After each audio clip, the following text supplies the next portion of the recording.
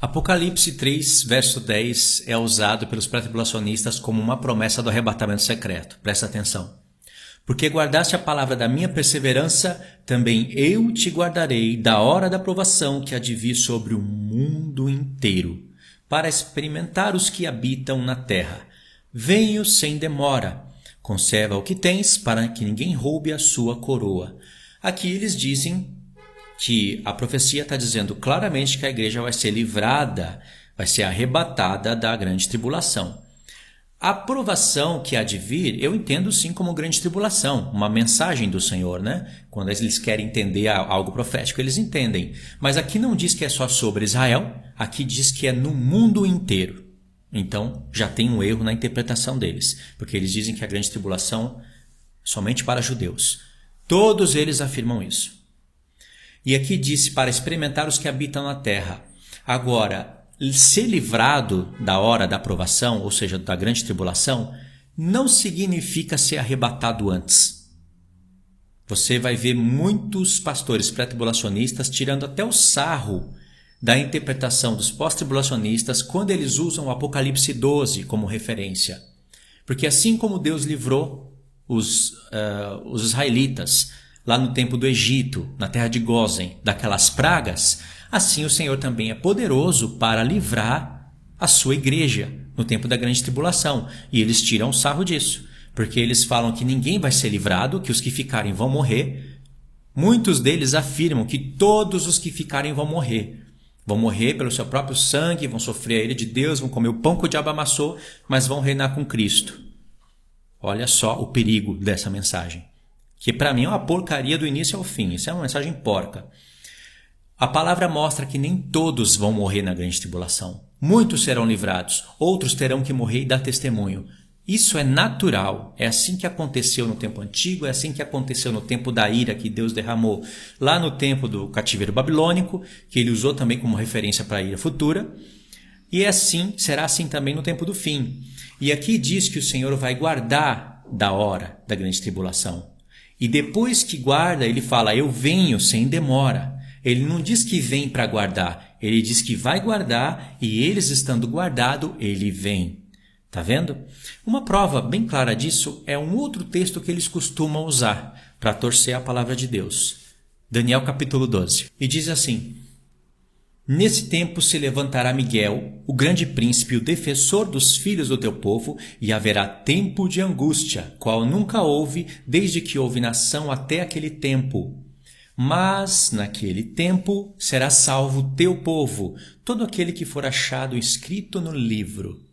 Aqui é a grande tribulação pura.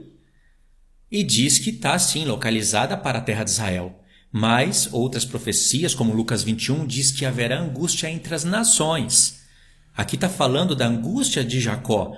Não está falando da angústia das nações, mas o Senhor Jesus, não em Mateus 24, mas em Lucas 21, está falando da angústia das nações, que confere com Apocalipse 3, onde diz que a provação é para o mundo inteiro, certo?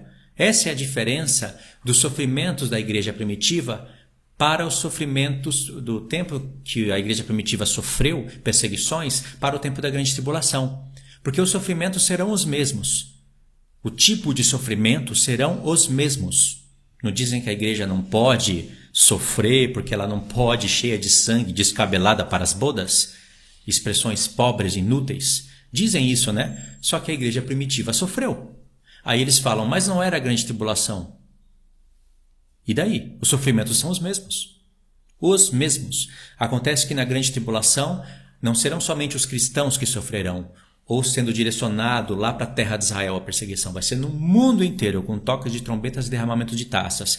E aqui diz que haverá angústia como nunca houve e nunca mais haverá. Quer dizer, aqui não diz nunca mais haverá, mas o Senhor Jesus completa isso lá em Mateus 24.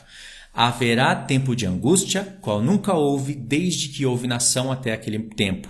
E depois, o Senhor Jesus interpretando o texto, ele diz, e nunca mais haverá, porque depois ele vem. E aqui diz, mas naquele tempo, que é tempo de angústia, será salvo o teu povo. Agora eu pergunto, eles vão ser detonados pelo anticristo ou eles vão ser salvos? Porque aqui Deus está prometendo livrar o povo. Mas Israel não sofre a grande tribulação? Eles vão sofrer ou vão ser livrados? Tá vendo? Precisa de outras profecias para você entender o que está sendo falado aqui. Zacarias 14, por exemplo, diz que metade da cidade será tomada, a outra metade não. Diz que metade das mulheres serão forçadas, que significa estupradas, e outra metade não. Tá vendo como um povo é livrado do outro não? O Senhor Jesus não manda pessoas fugirem para os montes? Ele não manda as pessoas fugirem para os montes para depois irem drones lá e matar todo mundo. Por que eu estou falando isso? Porque os pré-tribulacionistas, com a mente desse tamanho, do tamanho de um carocinho de arroz, dizem que ninguém pode ir para os desertos, ficar lá esperando o Senhor Jesus, tirando o sarro da linha pós-tribulacionista, né? Ninguém pode ir porque vai vir ataque de drones. E o Senhor Jesus não pensou nisso quando ele mandou o povo fugir para o deserto? Ele não mandou o povo fugir para os montes e para o deserto para eles morrerem lá. Eles vão fugir para ficarem vivos até o fim. E os que ficarem na cidade, uns morrerão dando testemunho, outros não. Isso significa que nem todos morrem na grande tribulação. E eu estou falando aqui de um território aonde está direcionado a grande tribulação. Assim será com as nações. Nem todos morrem, nem todos serão livrados. Tem pessoas que ficarão vivas até o fim, e o apóstolo Paulo fala isso tanto em 1 Tessalonicenses capítulo 4, como em 1 Coríntios 15. Em 1 Tessalonicenses capítulo 4 ele é mais claro, né? Entendeu? Então aqui tem uma promessa do povo de Israel ser livrado desse tempo de angústia. Mas nós vemos, através de outras profecias, que nem todos são livrados. Aqui mesmo, se você continuar lendo, vai vir tempo de ressurreição, não é? E aqui tem a dica que o apóstolo Paulo pegou. No verso 10. Vamos ler o verso 10. Muitos serão purificados, embranquecidos e provados. Está falando do tempo de angústia. Muitos, não todos. Mas os perversos procederão perversamente, e nenhum deles entenderá, mas os sábios entenderão. Depois do tempo em que o sacrifício diário for tirado e posta a abominação desoladora, haverá ainda 1290 dias. Bem-aventurado que espera e chega até 1335 dias. Esse é o dia final. É o último dia. É o dia em que se estabelece o reino de Deus. E aqui está dizendo que pessoas ficam vivas até esse tempo, ao passo que outras morrem. Então o apóstolo Paulo, sabendo disso, ele diz: nem todos dormiremos, mas transformados seremos todos. É assim que se soma as profecias. Mas o foco desse vídeo é mostrar que Apocalipse 3:10 não é promessa de arrebatamento secreto, coisa nenhuma. Compreendeu? Então é isso, irmãos. Eu tenho vídeos no canal falando sobre isso, com mais tempo, né, com mais dedicação. E tenho vídeos também no Instagram, material novo que eu estou postando lá. Eu queria que você me seguisse por lá também.